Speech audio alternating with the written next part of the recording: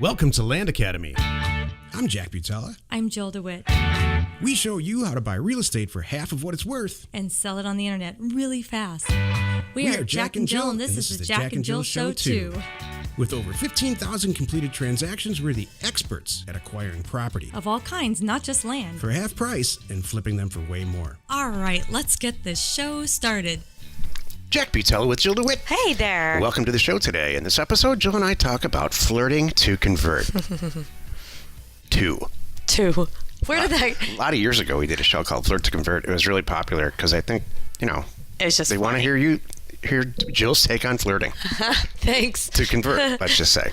Before we get into it, let's take a question posted by one of our members on the LandInvestorscom online community. It's free. Okay. Noam asks, hi everyone, what templates do you choose to work with in order to complete a sale on terms, and where do you get them?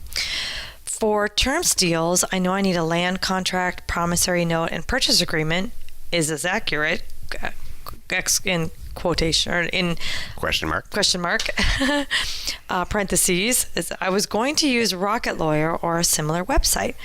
Do you recommend going the Rocket Lawyer way? Do you mind sharing your own docs? Do I need to notarize my signature on any of these docs, or only does the buyer? Thank you. All good questions. So the program, the educational program that Jill and I provide on how to flip land, which is on landacademy.com, provides a library of contracts and agreements. They're examples, Mm-hmm. So you have all ours right there. So, do you want to use those verbatim? No. You want to put your own twist on it and make sure that the specific situation is reflected in there. Right. But the meat's there. Yeah.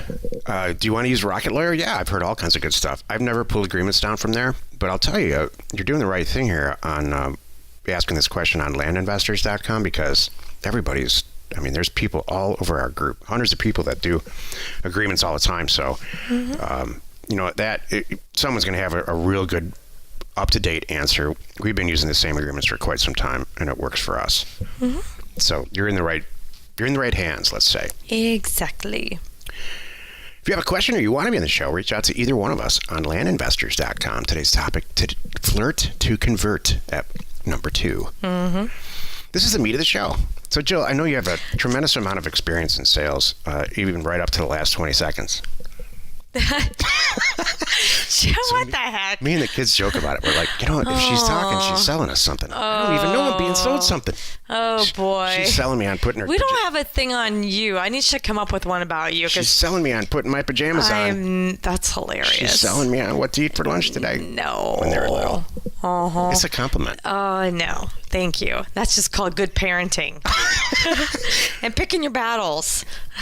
Well, that's a good point. So when is it sales, and when is it too salesy, like used car salesman, or when is it like, that's a good one. Healthy, helpful? Can I talk now? Yeah. So I'm like, you just keep on going. And I'm like, are you trying to fill the time, or you really want to fill the time? No, I'm just teasing. So anyway, so this whole concept, this whole term, if you will, flirt to convert, actually, I had never heard it before. And it was one of my coworkers years ago picked up on the fact that I was working in an environment where I was a woman in a man's world, and all of my customers, if you will, were men. And it was just kind of funny. Even though I was working with in sales on a product that I did not know a lot about, it had to do with automobiles and things like that. Anyway, I wasn't a pro, but I could still talk my way around. I could have a decent conversation with people.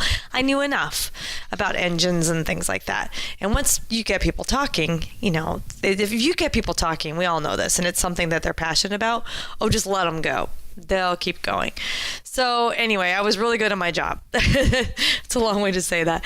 And it was funny because it was cute that I'd get these people that I realized later on, I'm like, they're not even calling me to discuss. It got to the point where I was like, I had to cut them off a little bit, because they weren't even calling me to talk about anything to do with my job. They were just calling me to talk. Yeah. To me. Of course. Like, oh. And it was funny because my coworker, Boyd, came up with the term flirt to convert, do whatever you have to do. And I'm like, oh, that's hilarious. I thought that was the funniest thing. I'm like, but and what's really funny is I don't have a problem with it, and I don't think even my customers have a problem with it too. I think everybody knows when there's some of that going on. You know what I mean? Yep. Like, don't you know when say you're in a shop or you're in a store or something, and the salesperson might be an attractive woman, and she just kind of turns it up a little bit, and you're going, you know what? I am going to buy this suit today, and I'm going to buy it from her. And I'm feeling really good about this because I really like her. I mean, there's a little bit of both, right? So you kind of know it's happening a little bit. You're not blind to it. Let's be honest. Right. Okay? And you're like, I like this person. I'm going to do it. We've done it in there's a lot of decisions that we make that we personally make decisions. I mean, this is the point of it. Making decisions because you like that person. Yep. Maybe it's not even a flirty position. Maybe it's just I feel I trust them. I can tell they're sincere. They're transparent.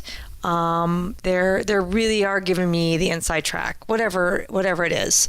They're explaining the whole process, so I don't have any questions. Making it easier. So right? There's men and women, I think, make buying decisions real different, and that's fine. Mm-hmm. But I'll tell you what pushes me over the edge in a positive way. What is? Giving me all the information. Right. Establishing some trust, and I mean reality. I love it. Like, I got to tell you, this car that you're about to buy really needs an oil change, but I did put new tires on it. It's probably going to need transmission work in about 10,000 miles.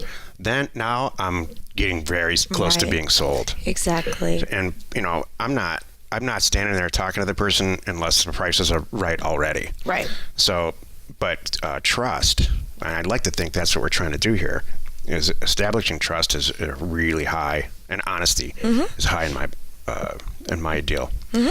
And then, an attractive female never hurts anything. All right. So how do you do this? Let's just say this is you're running your own business, and you want to be that person. You want to be the trusting seller of whatever it is. For us, it's properties that everybody goes to, and they believe in you. And and one of the ways you do that is you're transparent, and everything lines up. Your story is legit. If I pulled up your website and I read your about page, it matches your LinkedIn. It matches all of that stuff. You're all the right person. What else do I do? This is one of my main things. I talk to you like you're a real person. Nobody wants to be talked down to because it's the first property they've ever bought, and maybe you've sold 1,000, and this guy comes in and you're like, oh, here we go again. I'm gonna have to explain the whole process, and you find yourself talking to them like they're a toddler. Okay, Mr. Smith, sign here for me, please. Yeah, no. Nobody wants that. So you talk to people like it's your brother. Well, not my brother. Don't drive like my brother. No, that's my other brother. Yeah. So yeah. Not that's Jeff. Hilarious. Anyway, so talk to him like my dad. No, not my dad. So like your friend. Like your friend. That's it. But anyway, you talk to them like they're real people, and you're really trying to help them, and you're being upfront and you want to be upfront and honest, and really be upfront and honest. Don't hide anything. And like Jack was saying in this car example, expose the flaws, because you know what? If you don't expose the flaws, they will come up, and you don't want them to come up 6 months from now when someone says, all right, I hate this property now. You did not tell me X, Y, and Z was a problem, and now I know it, and I can't do what I want with it. You knew I wanted to build a cabin. You knew the size cabin I wanted to put on this property, and now I find out that because of the neighbors or the zoning or something, it is impossible. You don't want that to come up. Nobody wants to be blindsided or surprised with these things. Right. Nobody wants to be taken advantage of. This is real basic stuff. It really is. Everybody they want to know it's going to be okay. This whole, I said it a long time ago, actually used it in one of the programs. Visualize buying a car. Let's say it's a new car. I don't know why you'd ever do that, but whatever. And then you're driving away, and inside the dealership, all the sales guys are high-fiving each other. Right. Yeah, we got that guy. how much money did you make on that? That's the absolute opposite of what you want to do. We have there are several people in our group who make a ridiculous amount of money. I'm just going to be real straight about it. Luke Smith is one of them. Why do you think Luke Smith is so successful? Well, one of the reasons is he takes total responsibility for these deals, makes it incredibly easy for people to buy it with credit cards and stuff. And he just comes off as a regular guy. Luke is really from a rural area. He knows these products really well. He grew up in a rural area, and he's got his picture on his website. And if you talk to him, he's a straight shooter. Yep. There's no BS about him. He's not selling anything. He really is selling. Right. That's really my point to this whole show. Exactly. If you sound like you're selling, it's not going to work. But if you're really just telling the truth and being available and doing basic stuff, answering your phone, exactly, you're going to do well. Yeah. And then if you're an attractive female, that doesn't hurt anything. Thank you very much.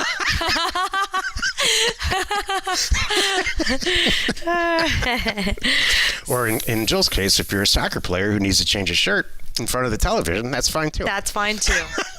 That's what we want. That's it. That's why we're here. That's why we're here. That's not why I'm here, but I get a kick out of it. I get a kick out of it that my girl enjoys it. Oh yeah. Exactly. Over brunch. During brunch. Anyway. Yeah, that was funny. I was a little distracted there during that whatever. Who knows what we were even talking about. Yeah. I saw this guy without a shirt. Anyway. So the point is, we joke about Flirt to Convert, but it's really about, being a trustworthy and honest and upfront person and being transparent and treating people the right way and answering their questions. And so I'm famous for sitting around and saying, I really don't want to talk to anybody. I don't want to talk to people. I know. And so people actually, like, when we see them, when we meet in real life, for They're a whatever little reason afraid of you. that sticks. And they're like, well, because don't make eye contact. Don't make eye Well, contact. they're like, I know you don't want to talk to anybody, but can I talk to you? I'm like, I know. It's so funny. Look, I mean, that is worth 3 words or less. Go. Have I made more money because I don't want to talk to people or been more successful? No, in fact, quite the opposite. So I want to be real clear on that. It's just a personality thing that I have. That's what we're calling it. It's not helpful. Don't emulate it yourself. It's just a personality thing. And the only It's reason called a disorder. It's just a personality disorder. Antisocial. It's just a hang up. For some people, they call that depression. I'm sorry. I'm not saying You should call the show Cry to Convert. That's another tactic. We'll get into that one next time. If you don't buy this property from me, I swear. God, my wife's going to leave me. I'm going to drive my car off the bridge. Oh my God, the kids. No one's going to have shoes for school. Do you hate me? Is that why you're not buying this property from me? Just drive a stake in my heart. I know I need to lose 8 pounds. I'm sorry. Is that why? It's the photo. It's the lead photo, isn't it? I knew it.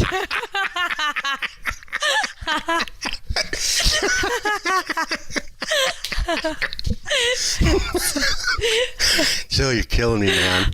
Okay, got it. Okay. This isn't helping anything. Anyway, did we cover it well? I think we did. Just be honest. I think that's the whole point. Yep. Good. Join us in our next episode where we discuss when to stop selling. Oh, that's Flirt to Convert. Good. When is it just too much?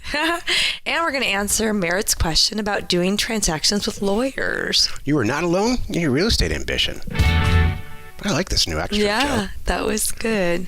Hey, if you like this, please go and rate us on iTunes or wherever you are listening, because we appreciate that. That worked out great. No, yeah. Go ahead.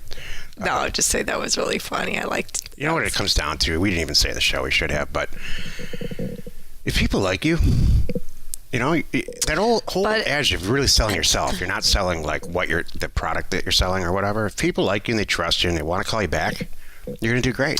It helps if you're likable. Right. I mean, it's all full circle. Let's think about it. If you're a jerk, no one's going to like you. Exactly. And you're going to have problems. But if you try to be a good person and you're trying to do the right thing, even if it comes hard to you, but you're still standing up and, like you just said, Luke takes responsibility, does the right thing, and then it all is easy.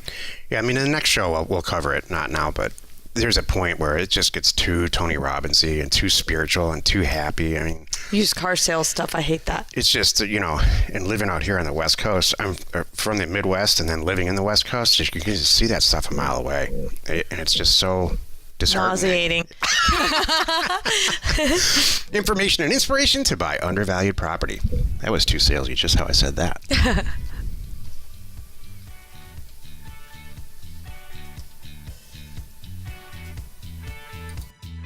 We are Jack and Jill, and this was the Cash Flow from Land Show. We're the experts at acquiring property Of all kinds, not just land. for half price just so we can flip it for way more. And really fast.